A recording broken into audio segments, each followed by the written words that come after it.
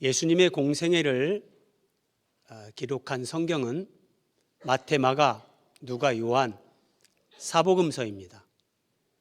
근데 이 사복음서 중에 족보를 기록한 것이 마태복음, 누가복음 두 복음서입니다. 성경을 보시면서 가끔은 엉뚱한 질문 같지만 이런 질문을 할 필요도 있습니다. 4개의 복음서인데 왜 2개에는 족보가 있고 왜 2개에는 족보가 없을까? 그렇죠? 그런 생각을 안 하셔도 되지만 그렇게 생각하면서 한 번쯤 질문을 해보는 것도 유익함이 있습니다. 사복음서는 예수 그리스도를 쉽게 얘기해서 동서남북 입체적으로 우리에게 조명을 해줍니다. 피카소가 위대한 것은 그림을 그리면서 정말 인류 역사 가운데 최초로 피카소는 사람의 얼굴을 그리면서 이렇게 정면으로 보고 그 얼굴을 이렇게 화폭에 그립니다. 그리고 그 상태에서 또 측면에서 본 것을 거기에 같이 그립니다. 그래서 피카소를 천재라고 하는 거예요. 근데 사실은 그런 부분의 영감이 성경에 다 있습니다. 사복음서는 동서남북 입체적으로 예수 그리스도를 우리에게 보여주고 있습니다. 마태복음은 예수님을 왕으로 우리에게 설명합니다. 왕은 정통성이 중요합니다. 그래서 반드시 왕에게는 족보가 있어야 됩니다. 그래서 마태복음 1장에는 족보가 나옵니다. 마가복음은 예수님을 종으로 묘사합니다. 종은 그의 족보가 필요치 않습니다. 그래서 마가복음에는 족보가 없습니다. 누가복음은 예수님을 인자, 사람의 아들, 사람으로 묘사합니다. 그래서 예수님으로 시작해서 이제 오름차순으로 족보를 기록하면서 인류의 시조 아담에게까지 족보가 올라가고 그 아담을 창조하신 하나님에게까지 그 족보가 기록되면서 그 인생의 기원, 사람을 지으신 하나님 이런 부분을 이렇게 족보로 설명을 해줍니다. 요한복음은 예수님을 왕으로 묘사합니다. 하나님으로 묘사합니다. 하나님은 신이십니다. 창조주십니다. 그 하나님에 대해서는 족보라는 것이 필요치 않습니다. 그래서 마태복음, 누가복음에는 족보가 나오고 마가복음, 요한복음에는 족보가 기록되어 있지 않습니다. 그런데 마태복음과 누가복음에 기록된 이 족보에 결정적인 차이점이 하나 있습니다. 우리 화면을 한번 보면서 말씀을 상고하겠습니다. 2020년 8월에 나온 책입니다. 제목이 예수의 할아버지입니다. 제일 처음에 제가 이 책 표지를 봤을 때 참 제목이 좀 거시기하다. 저는 그렇게 생각을 했습니다. 그런데 의미가 있었습니다. 이 책 표지 위에 있는 이 내용을 한번 여러분들에게 확대해 보겠습니다. 예수의 할아버지 이름이 복음서마다 다르다. 누가 진짜 할아버지인가? 그러니까 사복음서에 마태복음, 누가복음 두 군데 족보가 있다고 했습니다. 그런데 예수의 할아버지 이름이 다르다는 거예요. 마태복음과 누가복음에 예수님의 할아버지로 기록된 사람의 이름이 다르다. 아마 성경을 그냥 읽은 분들, 또 교회에 오신 지 얼마 안 되신 분들은 저게 뭔 소리야, 저런 게 있어? 이렇게 반응하실 수 있는데 전혀 괜찮습니다. 그러나 이런 부분도 우리가 성경을 알면서 확인하면서 넘어가면 영혼에 많은 유익이 있기 때문에 오늘 좀 단단한 음식과 같은 말씀이지만 함께 상고하면서 은혜를 받고자 합니다. 자, 마태복음 족보와 누가복음 족보는 왜 일치하지 않는가? 한번 살펴봅니다. 마태복음 1장 16절 우리 같이 한번 읽어봅니다. 시작. 야곱은 마리아의 남편 요셉을 낳았으니 마리아에게서 그리스도라 칭하는 예수가 나시니라. 야곱이 나오고 요셉이 나오고 예수님이 나옵니다. 이것을 거꾸로 봐보십시오. 그러니까 예수님이 계시고, 그럼 예수님의 육신의 아버지는 요셉입니다. 그렇죠? 마리아의 남편 요셉, 우리가 다 알고 있죠?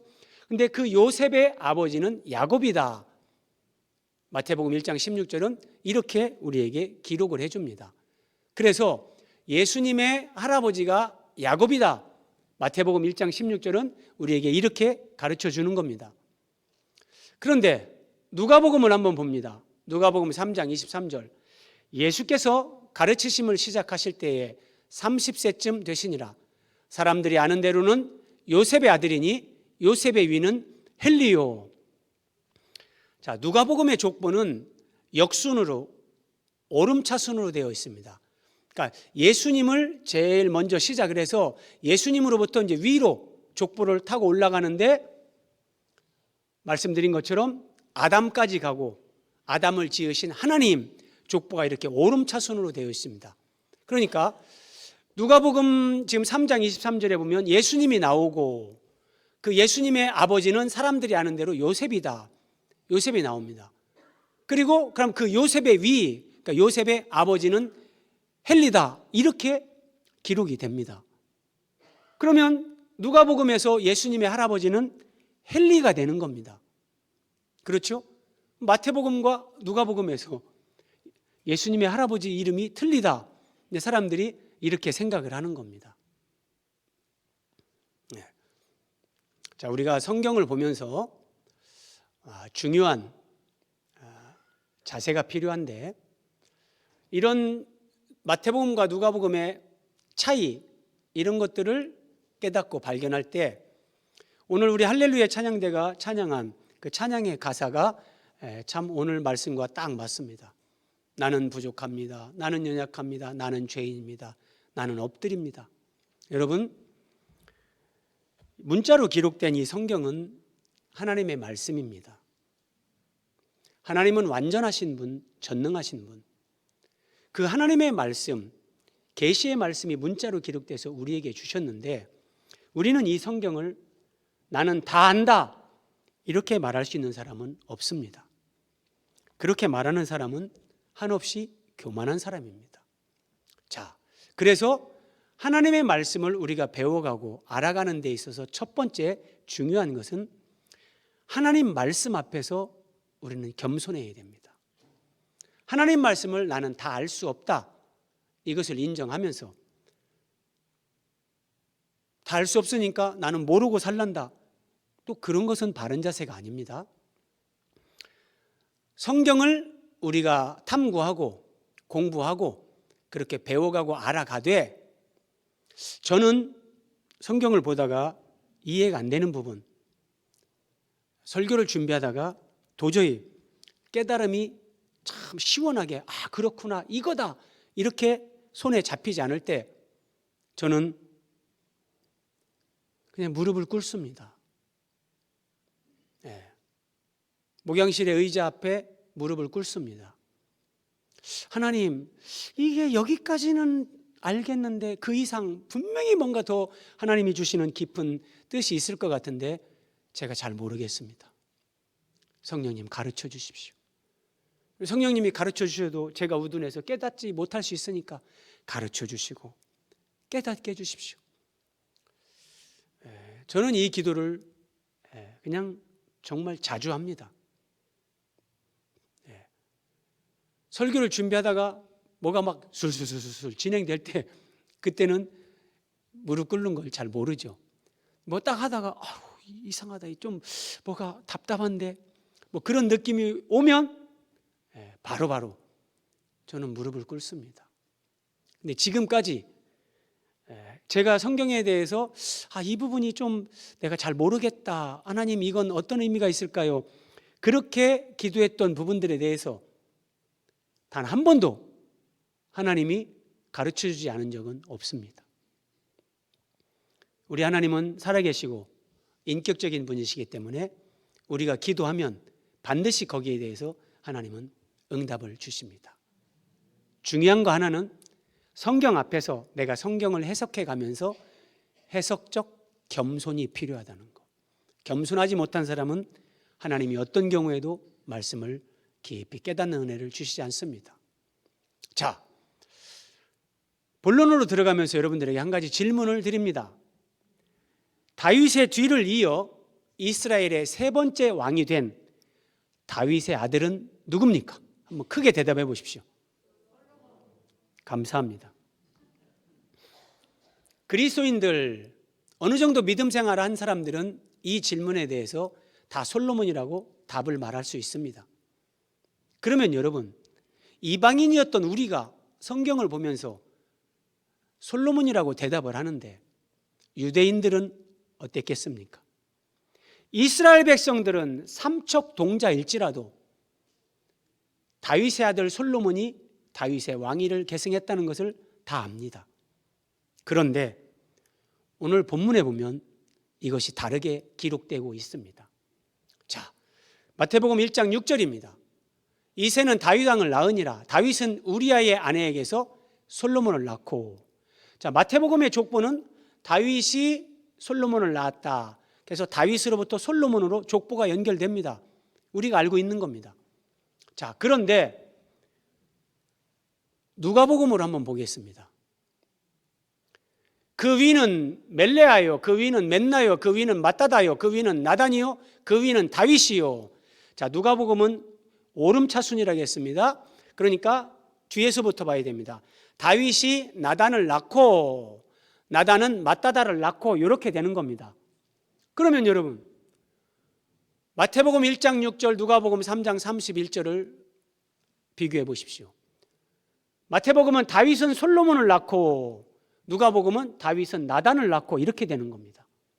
그러면 말씀드린 것과 같이 이스라엘 백성들은 삼척 동자도 다윗은 솔로몬을 낳고 다윗의 왕위가 솔로몬에게 계승됐다, 다 아는 겁니다. 그렇죠?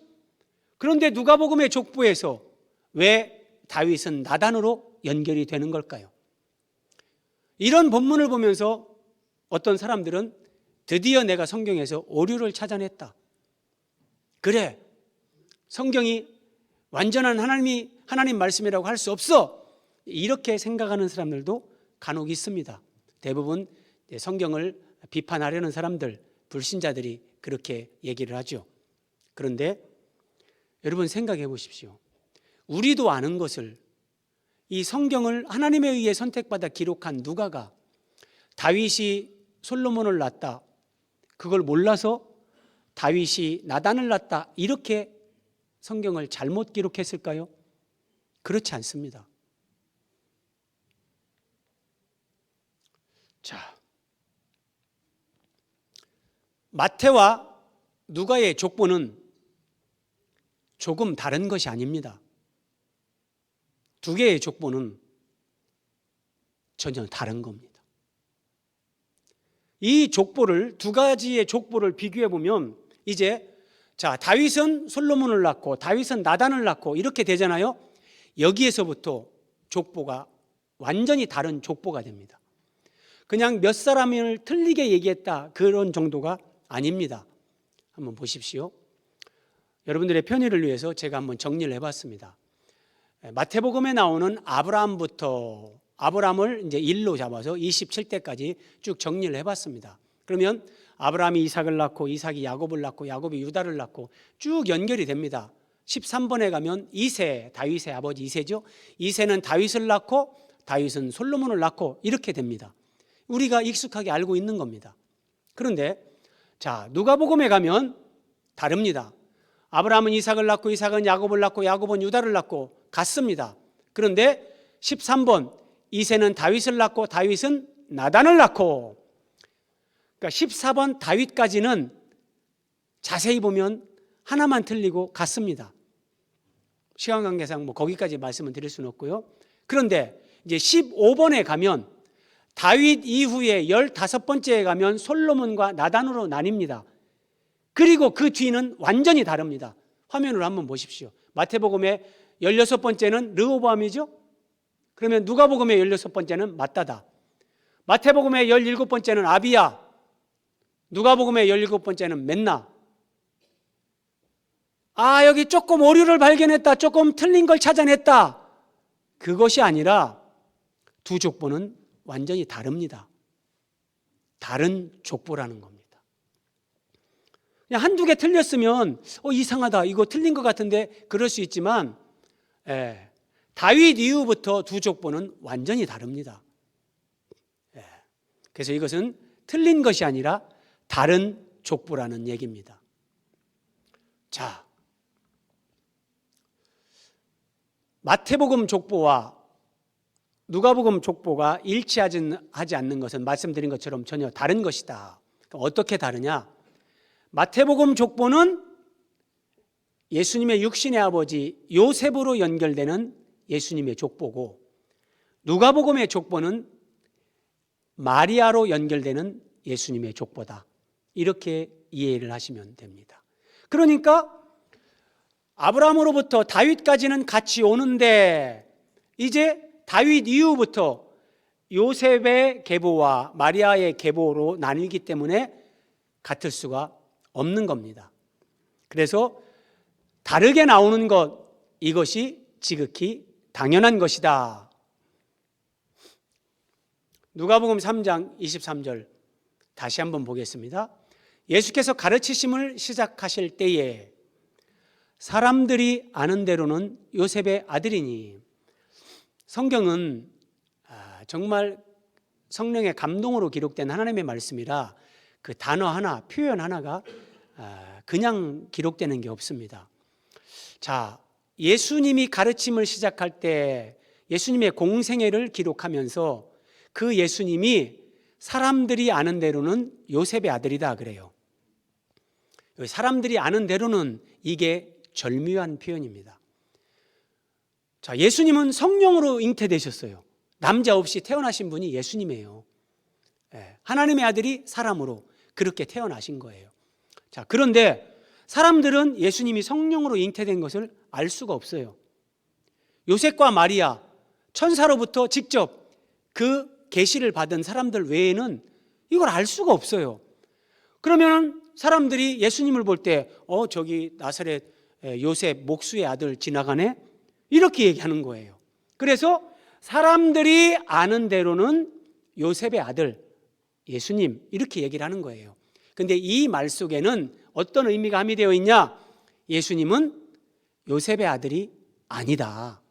실제로는 요셉의 아들이 아니다. 사람들이 아는 대로는 요셉의 아들이지만 실제로는 예수님은 남자 없이 성령으로 잉태돼서 동정녀 마리아에게 태어나신 분이다. 이게 무슨 말이에요? 그러니까 예수님은 마리아를 통해서 태어나신 분이다. 이 얘기를 누가가 저렇게 기록을 하는 겁니다. 그러니까 사람들이 아는 대로는 예수님이 요셉의 아들이지만 실제는 그게 아니라 마리아의 아들이다. 그러니까 누가가 기록하는 누가복음의 족보는 마리아의 족보를 기록하고 있다는 겁니다. 네. 자, 누가복음의 족보가 마리아의 족보라고 할 때 여러분 이해되시는 데까지만 이해하시면 됩니다. 이제 그러면 마리아는 어느 지파냐? 이 한 가지 이제 의문이 대두가 됩니다. 무슨 말이냐? 자, 이렇습니다. 세례 요한을 낳은 그의 어머니 엘리사벳. 자, 엘리사벳은 마리아와 친족이다. 누가복음 1장 36절에 이렇게 기록되어 있습니다. 그리고 세례 요한의 부모, 아버지 사가랴와 어머니 이 엘리사벳은 레위 지파다. 이게 누가복음 1장 5절에 명확하게 기록되어 있습니다. 여기서 이제 사람들이 막 어떤 그런 의문점이 일어나는 건 뭐냐면, 그러면 마리아와 엘리사벳이 친족이다. 그러면 엘리사벳은 레위 지파다. 그러면 마리아도 레위 지파 아닌가? 이렇게 생각이 되는 겁니다. 그렇게 생각을 할 수도 있죠. 그런데 친족이라는 단어, 이 단어가 쉰게나스라는 단어를 쓰는데 이 단어 가운데는 동포, 동조 이런 넓은 의미까지도 포함이 되어 있습니다. 자, 이것을 기억하면서 한번 봅니다. 자, 누가복음 1장 3절입니다. 누가복음을 기록하면서 이렇게 시작을 합니다. 그 모든 일이라는 것은 예수님에 관한 겁니다. 야, 나사렛 예수가 성령으로 잉태됐대. 아버지 없이 태어났대. 저 나사렛 예수가 하나님의 아들이래. 저 나사렛 예수가 하나님이 보낸 그리스도래. 근데 우리를 위해 죽었고 다시 부활하셨고 승천하셨대. 그 모든 일을 누가가 근원부터 바닥부터 살펴가지고 다 훑어버린 겁니다. 그리고 이걸 기록하는 거예요. 그리고 1차 독자, 그게 누구냐면 데오빌로 각하, 굉장히 이제 고위층에 있는 데오빌로라는 사람한테 이거를 써서 보내는데 4절에 보면 각하가 알고 있는 바를 더 확실하게 하기 위해서 내가 그 모든 일을 근원부터 정말 바닥부터 자세히 살펴서 훑어서 내가 이것을 기록하는 겁니다. 이렇게 얘기하는 겁니다. 그렇다면 여러분, 누가는 직업이 의사입니다. 의사는 기본적으로 아주 분석적이고 논리적이고 치밀한 사람들입니다. 사람의 생명을 다루기 때문에 그렇지 않으면 안 됩니다. 그래서 하나님은 이 누가라는 사람, 이 누가를 통해서 누가복음 사도행전을 기록하게끔 성령께서 그렇게 역사하셨던 거예요. 자, 그러면 이 누가가 예수님에 관해서 그 모든 것을 근원부터 자세히 미루어 살폈다라고 할 때 저는 이 말씀을 보면서 이런 생각이 듭니다. 누가는 예수님의 모친 마리아를 찾아갔습니다. 분명히 찾아갔습니다. 그리고 마리아에게 묻는 거죠. 마리아님의 족보는 어떻게 됩니까? 이런 정도도 물어보지 않고 근원부터 내가 자세히 살폈다, 이렇게 말할 수 없는 거예요. 그러면 마리아가 얘기를 해줬겠죠. 아, 우리 조상은 요래 가지고 나단으로 가가지고 그 위가 다윗이고. 만약에 여러분 누가가 마리아를 만나서 이런 설명을 듣지 않았다면 이 족보를 누가는 기록할 수 없습니다. 성령께서 사람들에게 감동하시고 영감을 주셔서 성경을 기록하게 하시되 아무것도 하지 않고 가만히 있으면서 하나님, 그럼 족보를 기록할 때니 족보를 쫙 보여주십시오. 제가 받아 쓰겠습니다. 하나님은 그런 식으로 하시지 않습니다. 누가라는 사람이 자기가 할 수 있는 최선을 다하는 겁니다. 그래, 내가 처음부터 다 살펴서 정말 자세히 확인해서 내가 이걸 기록해봐야 되겠다. 그래서 마리아를 찾아가고 사도들을 만나고 다 얘기를 듣고 자기가 직접 확인하고, 그럴 때 성령께서도 깨달음을 주시고 가르침을 주시고 은혜를 주시는 겁니다. 우리가 믿음 생활할 때도 마찬가지입니다. 내가 해야 될 것 하지 않으면서 하나님, 저는 부족합니다. 하나님은 전능하시죠. 하나님이 다 해주십시오. 하나님도 그런 기도에 응답 안 합니다. 내가 할 수 있는 것을 최선을 다해서 하고 그러면서 기도할 때 하나님이 거기에 은혜를 주시는 거예요. 만약에 내가 할 걸 하지 않으면서 하나님 앞에 기도만 하고 앉아있다, 그런데 하나님이 그 기도를 들어줬다, 그것은 기도 응답이 축복이 아니라 그것은 재앙이 됩니다. 왜냐하면 이 사람은 앞으로 어떤 일도 하지 않으면서 무조건 하나님 앞에 기도만 하면서 하나님 주십시오 주십시오, 이 사람 베리는 겁니다. 그래서 하나님은 그런 기도에 응답을 하시지 않습니다. 자, 누가복음 3장 31절입니다. 그 위는 멜라요, 그 위는 맨나요, 그 위는 마따다요, 그 위는 나단이요, 그 위는 다윗이요. 자, 앞에서 언급한 것처럼 다윗이 나단을 낳았다, 이렇게 지금 설명을 하는 겁니다. 다윗이 솔로몬을 낳았다, 이건 마태복음의 족보고 전혀 다른 사람입니다. 나단? 다윗에게 나단이란 자식이 있나? 나단 선지자? 혹시? 이렇게 생각하실 수도 있는데 그렇지 않습니다.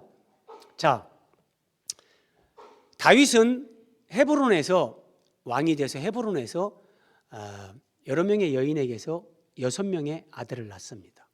그리고 이제 예루살렘에서 이스라엘 12지파 전체의 왕이 된 후에 아들을 또 여러 명을 낳는데 그 중에 우리아의 아내 밧세바에게서 4명의 아들을 낳습니다. 7, 8, 9, 10번째 다윗의 아들을 낳는데 첫째는 시므아요, 둘째는 소밥이요, 셋째가 나단이고 넷째가 솔로몬입니다. 그러니까 나단은 솔로몬의 형입니다. 솔로몬의 형입니다.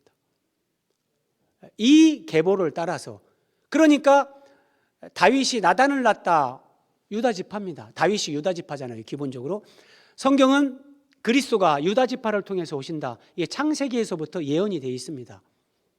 그 예언을 하나님은 그 말씀 그대로 이루어 가십니다. 자, 여기서 한 가지 제가 여러분들에게 말씀드립니다. 만약에 마리아가 엘리사벳과 친족이라 거기에 근거해서 마리아를 레위 지파라고 한다면 초대교회 당시 이런 문제는 반드시 발생했을 겁니다. 뭐냐? 유대인들이 예수가 그리스도가 아니라는 것을 이렇게 논박하는 겁니다. 야, 예수쟁이들, 니들 말대로 예수는 성령으로 잉태됐다며? 요셉에 의해서 태어난 게 아니라며? 그러면 그리스도인들이 뭐라고 하겠습니까? 그래, 맞다. 그러면 만에 하나 마리아가 레위 지파라면, 그러면 예수님은 레위 지파 마리아를 통해서 태어난 건데 예수는 그리스도가 될 수 없어. 그리스도는 유다 지파를 통해서 오신다고 하나님이 수없이 약속을 하셨는데 레위 지파 마리아를 통해서 태어났는데 어떻게 예수가 그리스도가 될 수 있냐? 예수는 하나님의 아들 구원자가 아니야. 여러분, 정말 기독교를 괴멸하려고 했던 박해자들은 이렇게 공격하는 것은 그냥 불을 보듯이 훤한 겁니다.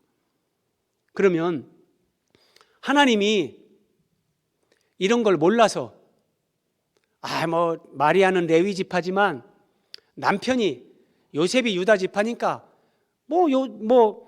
요셉이 유다 지파니까 예수가 유다 지파라고 그렇게 하면 되지. 하나님은 어떤 논리를 만들어 가시는 데 있어서, 정당성을 확보하는 차원에 있어서 하나님은 그렇게 빈궁하신 분이 아닙니다. 이런 부분에 하나님의 말씀을 얼마나 완벽하게 성취하시는가 확인하고 싶은 분들은 우리 고난주간 영상, 설교 영상 유튜브에서 성경대로 고난받고 죽으신 예수님, 이 제목을 찾아서 한번 보시기 바랍니다. 시편 22편에 그리스도가 어떻게 고난받고 죽으시는가, 예수님 탄생 1000년 전에 다윗을 통해서 수없이 예언이 되어 있는데 그 중에 이런 예언이 있습니다. 그리스도를 조롱하는 자들이 그 앞에서 머리를 흔들며, 근데 복음서에서 예수님을 조롱하는 자들이 예수님을 십자가에 못 박으면서 머리를 흔들며 이렇게 조롱합니다. 예수님을 조롱하는 그 대적자들이 머리를 흔드는 것까지도 예수님 탄생 1000년 전에 예언의 말씀을 기록해 주신 하나님이 마리아가 레위 지파인데 남편이 유다 지파니까 예수는 유다 지파라고 할 수 있는 거 아니야? 그런 논리로 예수가 그리스도라고, 하나님은 그렇게 일하시지 않습니다. 그건 하나님을 모르는 겁니다. 명명백백하게 마리아가 유다 지파인 것입니다.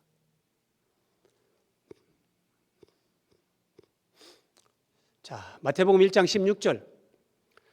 야곱은 마리아의 남편 요셉을 낳았으니 마리아에게서 그리스도라 칭하는 예수가 나시니라. 지금 계속해서 제가 말씀을 드리는데 예수님은 마리아에게서 나셨습니다. 그렇죠? 이건 분명한 사실입니다. 제가 시간이 없어서 이것저것 생략을 하는데 여러분 관심 있는 분들은 마태복음 족보를 봐보십시오. 그러면 마태복음의 모든 족보는 이렇게 나옵니다. 아브라함이 이삭을 낳고 이삭이 야곱을 낳고 아버지가 그 아들을 낳았다고 얘기합니다. 그런데 마태복음에는 마리아를 포함해서 5명의 여인이 등장을 합니다. 5명의 여인이 등장하는데, 자, 룻이 나오고 다말이 나오고 밧세바가 나오고 이 여인들이 나오는데 그 여인이 낳은 아들도 기록을 하면서 그 여인이 낳았다고 기록하지 않습니다.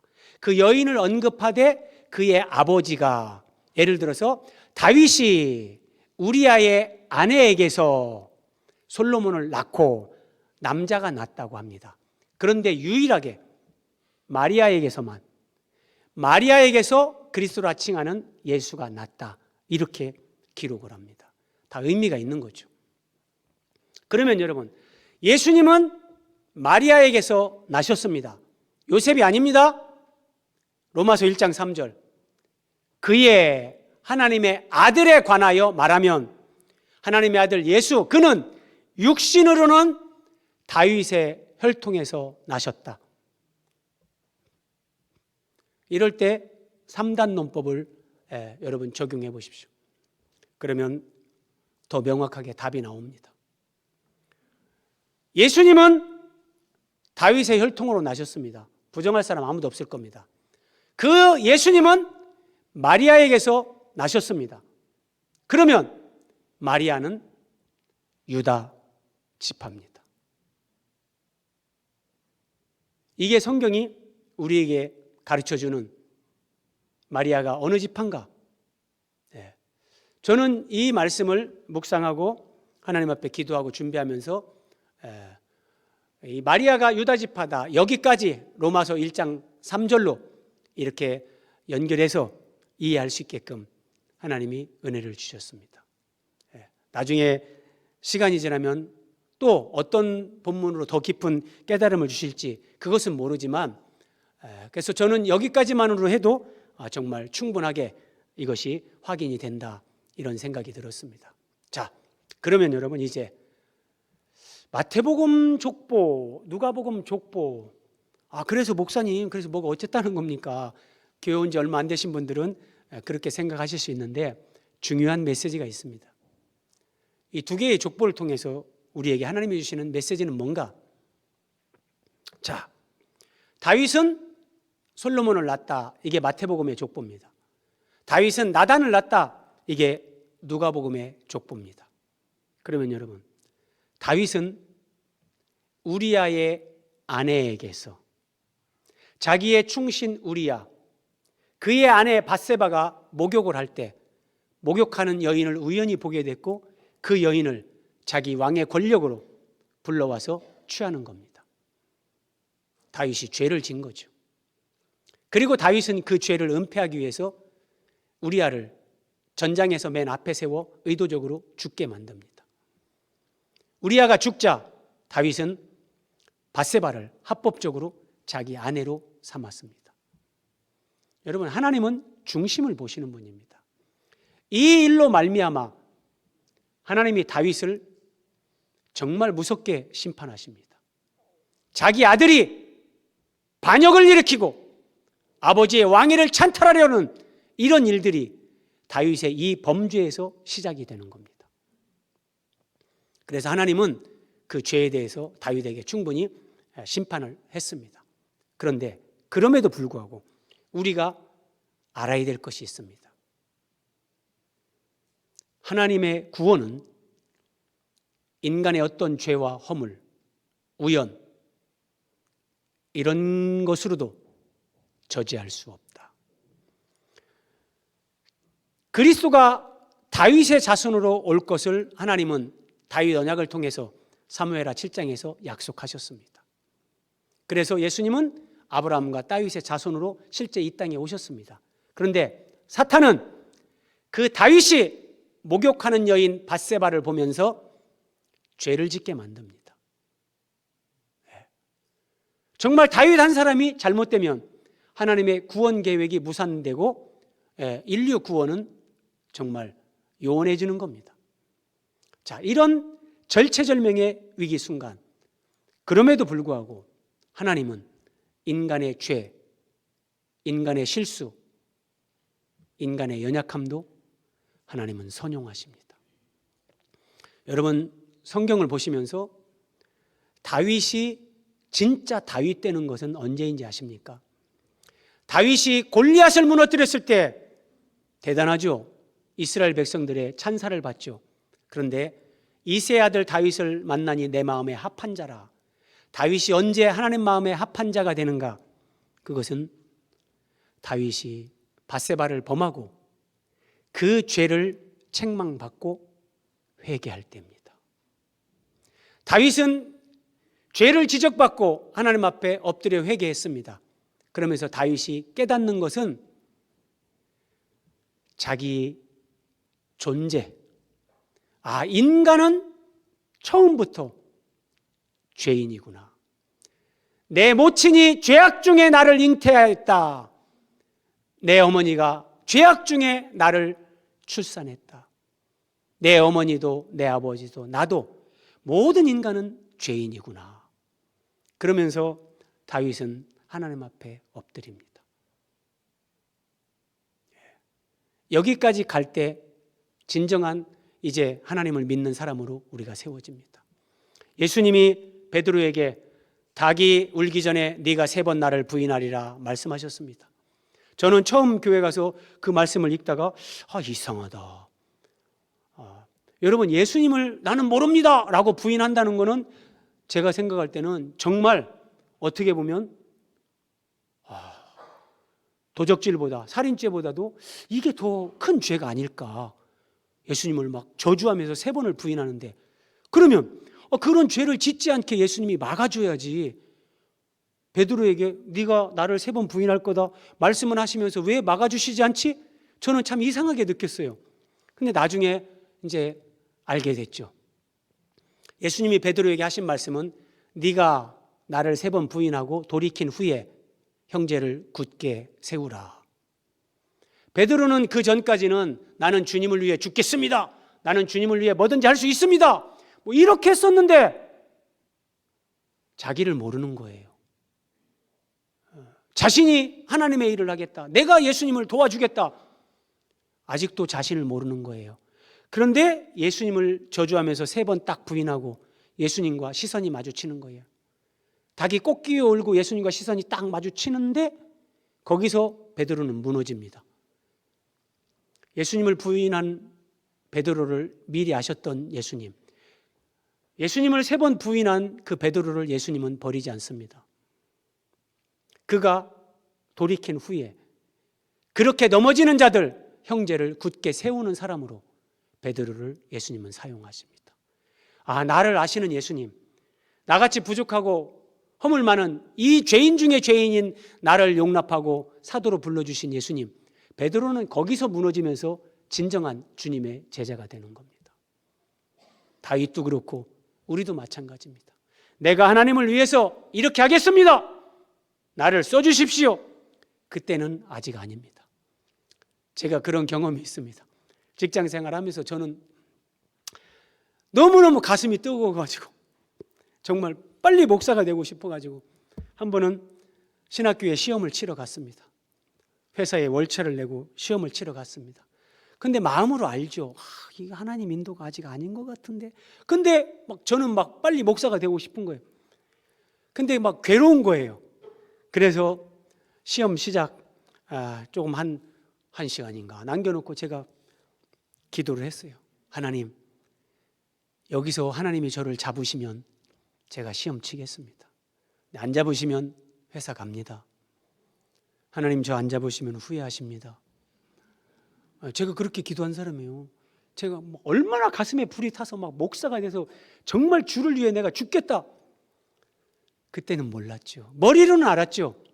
근데 내가 정말 하나님 저 안 잡으면 후회하십니다, 안 잡으시더라고요. 그래서 좀 늦었지만 회사 연락하고 다시 출근하고, 그리고 하나님이 진짜 인도하시는 사인이 나타날 때까지 기다렸다가 신학을 했습니다. 그때 만약에 제가 제 마음대로 목사가 됐으면 칼춤을 추면서 사람들을 죽이겠죠. 무서운 거예요, 여러분. 하나님은 우리를 이렇게 만들어 가십니다. 때로는 넘어지게, 때로는 내가 실패하도록, 정말 인생에 쓰디쓴 잔을 마시게 하나님이 그걸 허락하십니다. 우리는 거기서 좌절하고 낙심하는데 하나님은 그것이 우리에게 놀라운 축복을 주시는 겁니다. 우리를 진정한 그리스도인, 진정한 그리스도의 제자로 하나님이 우리를 세우시는 그 과정입니다. 자, 만군의 여호와의 열심히 이를 이루시리라. 박영선 목사님이 이 말씀에서 책 제목을 차용했습니다. 하나님의 열심. 대단히 많이 책이 팔렸고 지금도 많은 사람들에게 이렇게 회자가 되고 있는 책 중에 하나입니다. 하나님의 열심이 우리의 구원을 이루십니다. 그런데 여러분 생각해 보십시오. 마태복음 족보에 바벨론의 포로 이후부터 그리스도가 탄생하시기까지 14대요 이런 말씀이 다 나오잖아요. 그러면 마태의 족보, 마리아의 족보, 요셉의 족보가 쫙 이렇게 연결돼서 오기까지 이스라엘은 나라가 망했습니다. 이스라엘 백성들은 바벨론의 포로로 끌려갔습니다. 여러분, 이게 우리라고 생각해 보십시오. 정말 암담한 겁니다. 나라가 망했습니다. 포로로 끌려갔습니다. 내 사랑하는 부모, 형제, 가족들 가운데 죽은 사람이 있습니다. 생리별이 벌어졌습니다. 우리는 다 절망하죠. 그런데 하나님은 그 모든 상황, 그 모든 환경, 그 가운데서도 만남을 또 인도하시고 섭리하시고 주관하신 하나님. 그래서 요셉의 족보, 마리아의 족보가 포로 생활 가운데서도 끊어지지 않게 하시고, 포로로 갔다 왔는데도 또 그렇게 연결해서 그 두 사람이 하나님이 만나게끔 섭리하시고, 하나님의 아들 예수님을 여자의 후손으로 태어나게 하시면서 하나님은 그렇게 구원을 이루신 겁니다. 여러분, 나는 지지리도 가난한 부모님 밑에서 태어나서 참 불행했다, 그렇게 생각하시면 안 됩니다. 하나님의 주권을 모르는 겁니다. 내가 가난한 집이든 공부를 많이 하지 못한 부모님이든 그 집에 태어나게 하신 것도 하나님의 주권적인 섭리입니다. 진짜입니다, 여러분. 저는 가난한 집에 태어나서 살았는데 가난 때문에 하나님을 원망하거나 그렇게 한 적이 한 번도 없습니다. 가난하게 살면서도 부모님을 봤습니다.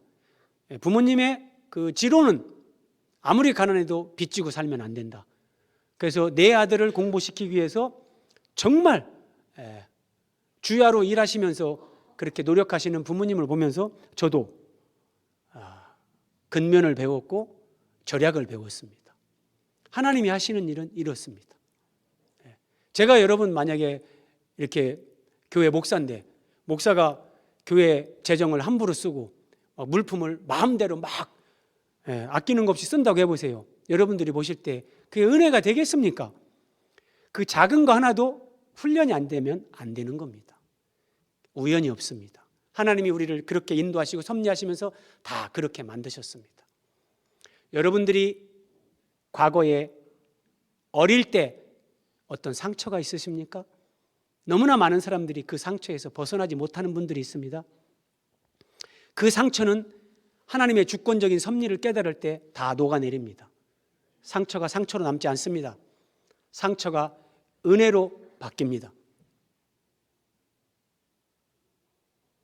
배우자 때문에 힘드십니까?